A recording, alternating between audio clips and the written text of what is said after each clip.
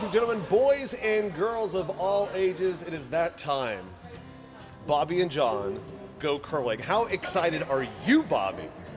We're doing sports. We're doing sports, and this is a 16th century sport.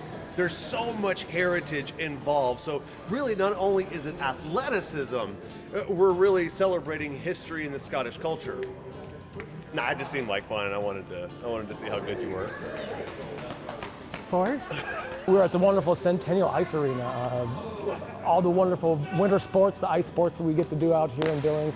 We're going to check out some curling today. A little different sport than what I think people are used to. Since 2014, folks from Billings have been able to gather in the Heights to participate in one of winter's most social, strategic, and accessible sports. We've seen it on TV and we like watching it for some reason. We can't really pinpoint why we like watching it. It's not like hockey or it's not like football or anything that's like high action, right? But something draws you in.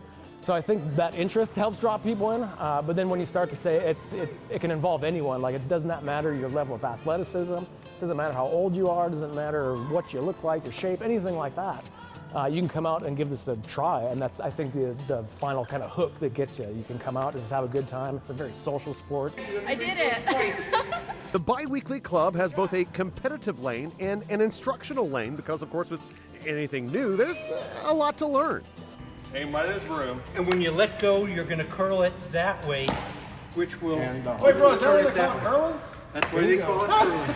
So wherever... I think some of the stuff we see on TV, we don't quite understand what goes on out here. One of the big ones is it's not a plain sheet of ice. It's hockey ice underneath there, but we have to prep it differently for curling.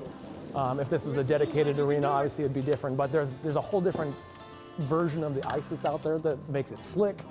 Makes it controllable when we try to play the game. So I think that's one thing to know, that it's not just a big slab of ice anymore. It's got some pretty special stuff to it.